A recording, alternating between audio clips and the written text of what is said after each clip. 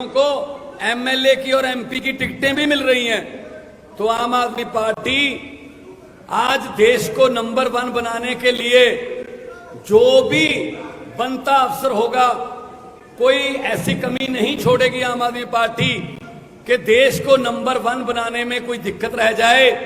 क्योंकि जैसा कि अरविंद केजरीवाल जी ने कहा है कि देश तभी आगे बढ़ सकता है जब सब आगे बढ़ेंगे।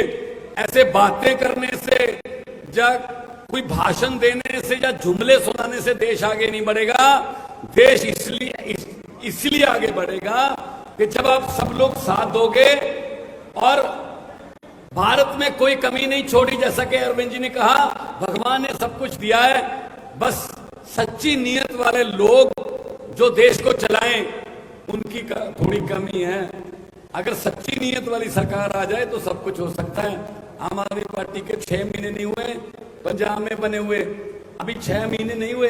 सच्ची नीयत है कि हमने 8736 अध्यापकों को पक्के कर दिया, जो पिछले कई सालों से अकाली दल और कांग्रेस की सरकारों से लाठियां खा रहे थे, पगड़ियां उतर रही थी, वाटर कैनन चल रहे थे। सच्ची नीयत है तो सब कुछ हो सकता है। तो मैं आप सबका इस बात के लिए आभारी हूं। आप बहुत ही शॉर्ट नोटिस पर हमारे पास पहुंचे हैं और आपका कोई सवाल हो तो उसके जवाब देने के लिए हम लोग यहां पे उपस्थित हैं।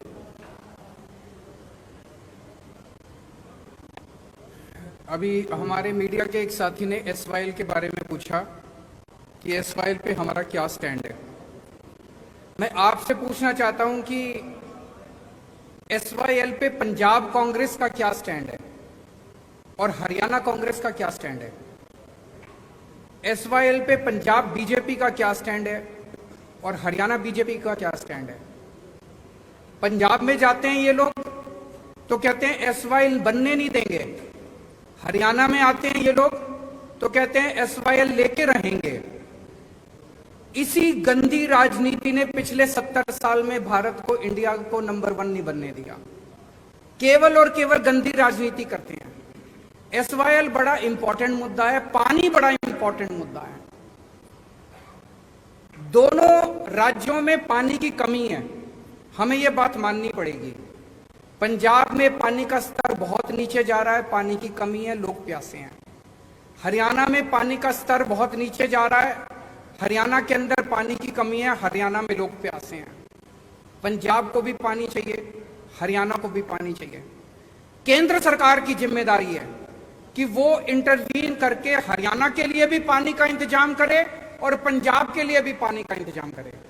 केंद्र सरकार का काम क्या है? केंद्र सरकार का काम ये नहीं है कि दोनों राज्यों को एक दूसरे से लड़ाए। अगर हम एक दूसरे से लड़ते रह गए तो भारत आगे कैसे बढ़ेगा? जैसा मैंने कहा कि हम मिशन पे निकले हैं, 130 करोड़ लोगों को जोड़ना है, हमें आपस में लड़ना नहीं है और ये संभव है। हरियाणा को भी पानी मिल सकता है, पंजाब को भी पानी मिल सकता है। केंद्र सरकार को जिम्मेदारी लेनी पड़ेगी।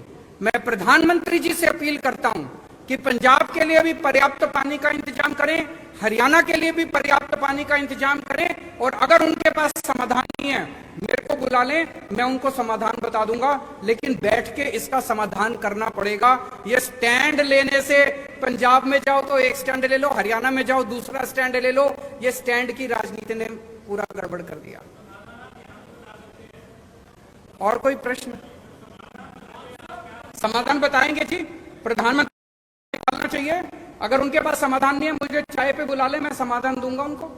प्रेस कॉन्फ्रेंस के अंदर समाधान नहीं निकलते इन जटिल समस्याओं के। आपको मीटिंग के लिए बुलाया गया है एसवाईएल में, पहला सवाल तो ये कि आप उस मीटिंग में जाओगे।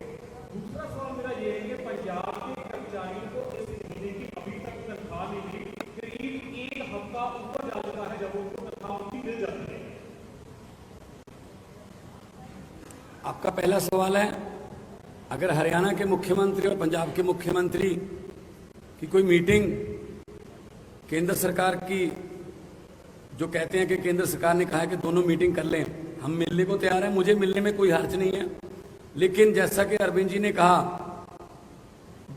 केंद्र सरकार का यह फर्ज बनता है कि वो इस समस्या का समाधान करे, ना कि दोनों को मीटिंग में बिठाकर उसके बाद बाहर आकर अपने अपने वक्तव्य देने के लिए उनको छोड़ दें। तो मैं Punjab as a head of the state in Punjab मैं जाने के लिए तैयार हूं।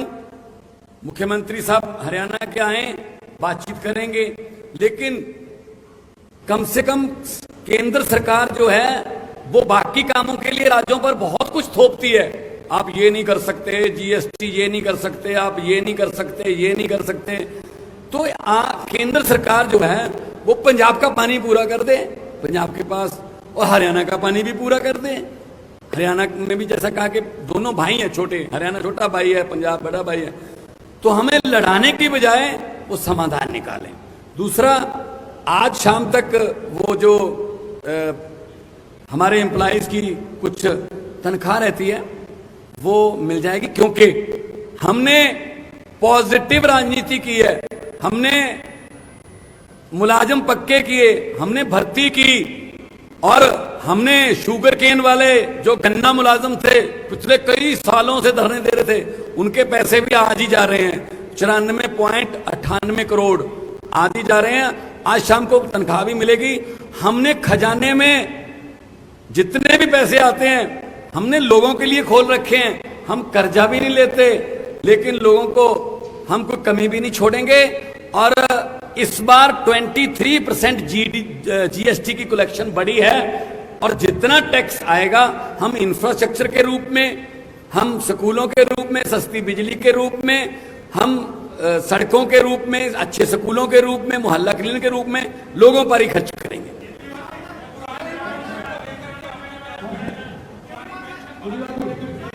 पुरानी पेंशन बहाल होनी चाहिए। जो एक मिनट उनसे उनका सवाल वो ले लेते हैं। जो नई पेंशन स्कीम है ये कर्मचारी, सरकारी कर्मचारियों के साथ बहुत बड़ा धोखा है। पुरानी पेंशन स्कीम लागू होनी चाहिए। केंद्र सरकार ने एक तरह से पूरे देश के ऊपर नई पेंशन स्कीम थोपी थी। मैं आज इस मंच के माध्यम से केंद्र सरकार से अपील करना चाहता हूं कि सारे जितने उसके बाद एम्प्लॉयज रिक्रूट हुए जो कि नए पेंशन स्कीम से अफेक्टेड हैं, वो सारे बहुत ज़्यादा दुखी हैं और बहुत गुस्से में हैं। इसीलिए उनके हित के लिए लोग सरकारी नौकरी में क्यों आते थे कि भाई रिटायरमेंट के बाद पेंशन मिल जाएगी, जिंदगी भर सिक्योर हो जाती है। अब वो पेंशन ही नहीं मिलती, किसी को कुछ 100 रुपए को कुछ मिल रहे हैं, किसी को कुछ। तो मेरी केंद्र सरकार से गुजारिश है कि पुरानी पेंशन स्कीम को दोबारा बहाल किया जाए। जरूर करेंगे।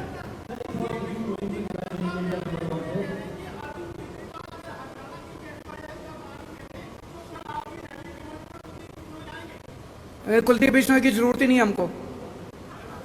कुलदीप बिश्नोई वहीं रहे, वो किस लिए? आप एक चीज बताओ, मैं आपसे पूछना चाहता हूं, अभी तक वो कांग्रेस में थे, अब वो बीजेपी में चले गए, अपनी पार्टी पहली एमएलए थे, अब भी एमएलए का चुनाव लड़ेंगे, तो क्यों गए हैं? उनके ऊपर इतने सारे केस थे, इतने सारे केस थे, तो वो अपने केस रफा दफा कराने के लिए गए हैं। तो वो जनता से वोट किस लिए मांग रहे हैं? अब वो इसलिए नहीं मांग रहे कि मैं तुम्हारा कुछ भला करूंगा, भला तो पहले कर देते, अभी भी कांग्रेस में ही थे, एमएलए ही थे।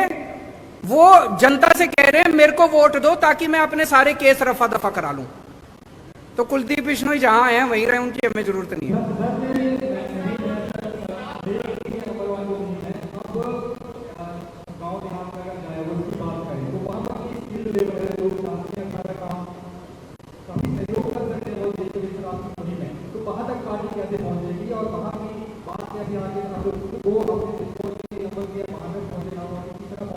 बहुत अच्छा आपका प्रश्न है। इसमें युवाओं को बहुत बड़ी भूमिका अपनानी पड़ेगी। जिस दिन युवा इकट्ठे हो जाते हैं उस दिन किसी भी देश के अंदर क्रांति आ जाती है। इसलिए मैंने एक नंबर जारी किया है। इस नंबर के ऊपर मैंने अभी 10-15 दिन पहले किया था, लाखों लोग ऑलरेडी जुड़ चुके हैं। कई लाख लोग इससे जुड़ेंगे, वो वॉलंटियर्स बनेंगे, वो अपने अपने मोहल्ले और अपने अपने गांव की जिम्मेदारी लेंगे। जब पूरा देश इकट्ठा हो जाएगा तो ये 130 करोड़ लोगों की ताकत बनेगी। जब 130 करोड़ लोग कहेंगे कि हमारे जो स्कूल खोलो, किसी सरकार की हिम्मत नहीं है जो स्कूल ना खोले। इनको अपनी अभी 75 साल में केवल गंदी राजनीति हुई है, काम नहीं हुए। अब काम करने पड़ेंगे। जिस दिन देश के लोग इकट्ठे हो गए, खड़े हो गए, लोगों को काम करने पड़ेंगे। Thank you so much.